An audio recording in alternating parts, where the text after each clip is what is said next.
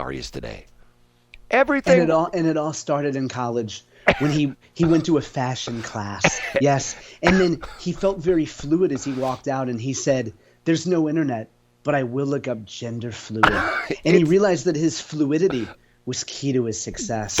And then in 2024, he'll be accosted at a coffee shop by a pro-Hamas protester who forces him to say words, and Alec Baldwin will punch the woman. That is every single interview on NPR. Matter of fact, I've given this story before. I give this the stupid thing before that I'm not a drinking guy, but you have these drinking games where you pick out a word and you, like, for example, if you were sitting at home with a bunch of your bros and you got the bottle of Jack there and everybody's and the bottles going around the room, and every time Joe Biden says like something about his Uncle Bozy, you have to take a drink. I mean, the thing with NPR is if every time they talk about someone being LGBTQIA and you started at the top of the hour of every show, by the time you got 45 minutes in, everybody would be passed out because they can never talk about anybody who's not LGBTQIA plus plus plus plus plus. And I'm thinking to myself, okay, they talk about diversity. What would, if I was driving down a highway and I was listening to NPR, let's say I'm driving today and I'm driving down a highway and the NPR host came on and they say, now we're going to talk to Jim Smith, who is a straight white Christian man. I would drive off the highway because my heart would go into defib because I'm going like, oh my God, they've never done this before. A straight white man. I guess this is your way of telling me, Brad, that ticket that I got for QFest, you want me to just put it on StubHub? Yeah, might as well. If you're not going to join me there. No, I'm not. I had some matching outfits for us, Brad. We could bring a little puppy. We could say, this is our fur baby.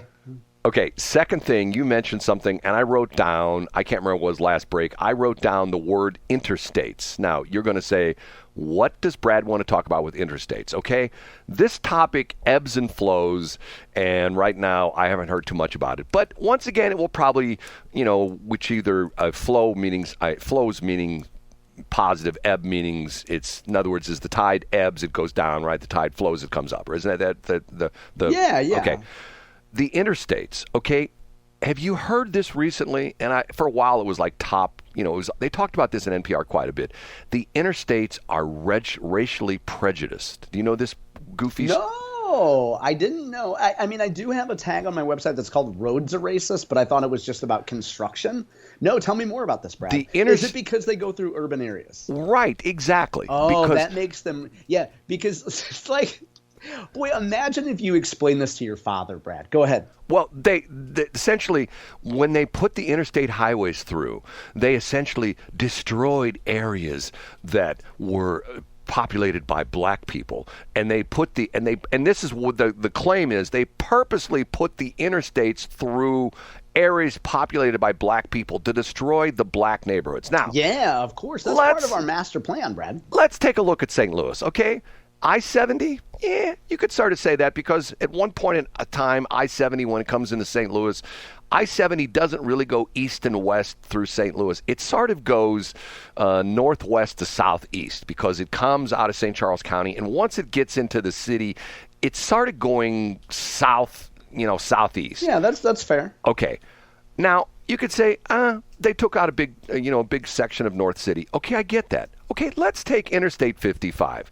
Interstate 55, for the most part, goes north and south. For years, and still to this point, most people who live in the city who are white, where do they live? In South City, right? Yeah, absolutely. So that's where 55 went. Once again, they didn't throw black people out on 55. 44, which cuts to the southwest, once again goes through South City, and most of the areas, if you look at, and still to this day, most of the areas, it goes through Kirkwood and Webster Groves, which I would not, which I would not consider to be very black populations. Okay, and now we have Highway 40. And by the way, if you want to tick off a MoDOT person, if you want to have the veins pop out of a MoDOT person's head when you're talking to them. All you have to do is just say, well, I drive Highway 40 all the time. They go, no, it's not 40, it's 64. And no, it's not 40. Anyway, look at Highway 40, which is now Interstate 64. Once again, it cuts through the central west end, through Ladue, through Town and Country, through Chesterfield. So it's like talking about Whitey Whitebread town. So in other words, of the 4 major interstates in the St. Louis area, there's only one of them that you could say, well, it destroyed the black population.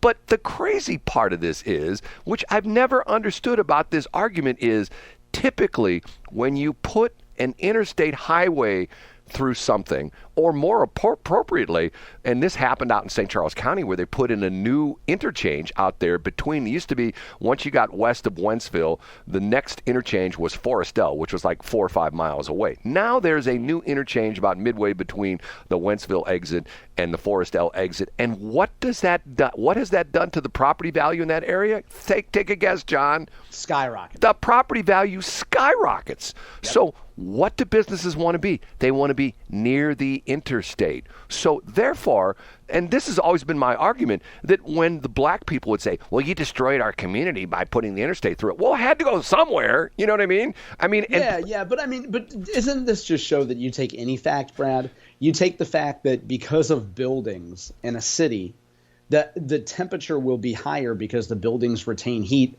That's racist because buildings are in downtown areas and black people live there, therefore it's racist. So it's just you solve for X, as mathematicians would say. If the end point is racism, then you say, well, roads and population equals racism. It doesn't matter what the facts are, Brad. Well, I can give you a perfect example of 2 cities that have a rivalry, and I know one of them quite well, Washington, Missouri, okay? Washington, Missouri is still, and they won't admit this, but the people in Washington are still a little bit butthurt because the interstate does not go close to Washington. When you're driving west on 44 and you get off there at the second Highway 100 exit, it's sort of complicated because there's 2 of them, and for a brief period of time, you're technically on Highway 100 on Interstate 44. You're also on Highway 50, but that's a whole other story. It does not go that close to Washington, but it goes very close to Union. And if you've looked at the population statistics, Washington is not growing. It's growing very slowly. Union is exploding. Union has probably doubled in population in the past 10 to 20 years, whereas Washington, if you look, and this is not me, you don't believe me, go to Wikipedia. I've got these statistics etched into my mind because I used to do a lot of business in Washington. Washington, at one point in time, I believe almost had a negative growth or a very small growth rate, I think between 2000 and 2010. But Union has, and I think at one point in time, I have to look at this next break. Well, there's no next break. I think Union actually is getting to the point where they're getting to be larger than Washington. Why is that? Because it's off the interstate. Of course, right. You know, and the crazy thing about this is that, like, okay, but here to me, the biggest racial scar on our St. Louis area, you know what it is? I don't. The Arch. And why is that? Go back in history. There used to be a very lively population of businesses and residences right there where the Arch grounds are. I mean, if you go back and look at the old days of St. Louis, that was a very popular area and a very busy area because that's where all the riverboats would dock. So that was a big area as far as mercantile was concerned, you know, trading and stuff like that. It was a big area. And once again, right now, all the rich folks in the country, even though they complain about global warming and that the sea level's coming up, what are they buying up? Oceanfront property, you know, because that's where the value is. Okay, now move on. The show that comes off on right after us, it comes on at 8 o'clock. Armstrong and Getty. These guys are great. And not because they're on a station. The reason I got them on our station, because when I used to do business in Kansas City, I used to drive through Kansas City. They've been on, I think they're still on KCMO in Kansas City.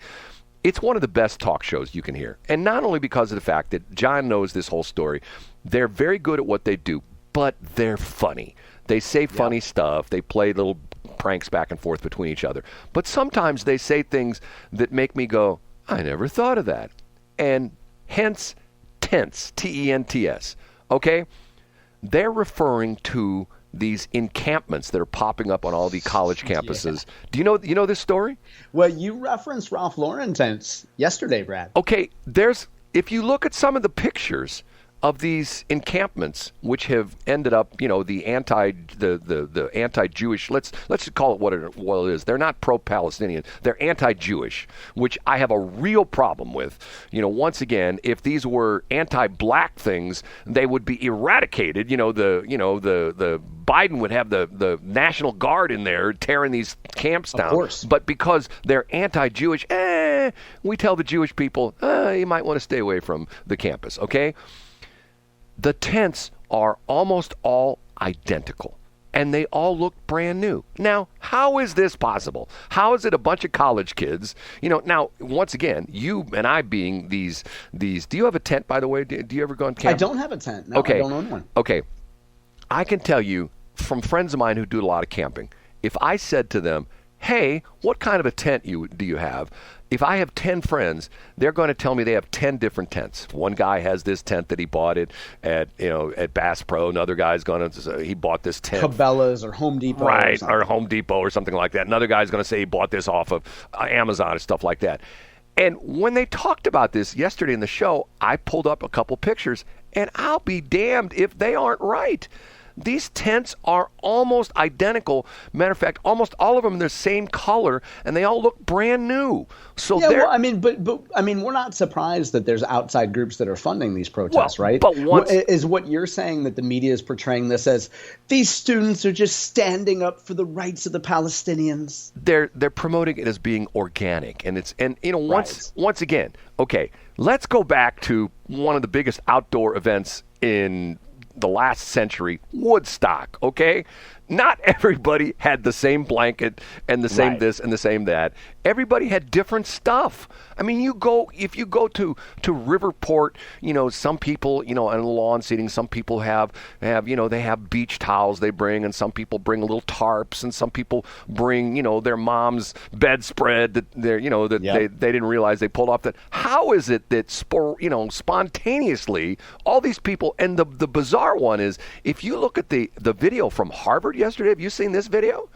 No, I haven't. It is spooky as hell, because apparently all of a sudden these people out of nowhere, all run into this area, and there's some they crashed I did see this clip on Twitter, Brad. Yeah, go ahead. Sorry for interrupting. And all of a sudden they there's out of nowhere, somebody snaps their fingers. It looked like the starting line for the Kentucky Derby. You know what I mean? Yeah. It was a big moment. Right. Everybody, shoop, here's a bunch of people, and bulk, and they're putting these tents down. I'm going, okay, hold on a minute. This is not just spontaneous. Yeah. It reminds me of during the St. George Floyd protests. You would see a uniform group of, and you probably saw these images, Brad, of bricks being placed on corners. Right. And it's like there's no construction going on at that intersection in Minneapolis or New York or San Francisco. But there's folks that fund these, Brad. And one of the fascinating things for me is if you were able somehow to track that money. But it reminds me, as we're up against the end of the show, Brad, did you hear about that guy that kept having bad dreams and went to his shrink? No. What is it? Yeah, he goes, look, I'm having these nightmares at night. I'm a teepee. I'm a wigwam. I'm a teepee. I'm a wigwam. What's going on? And the doctor said, it's easy. You're 2 tenths. Oh, God.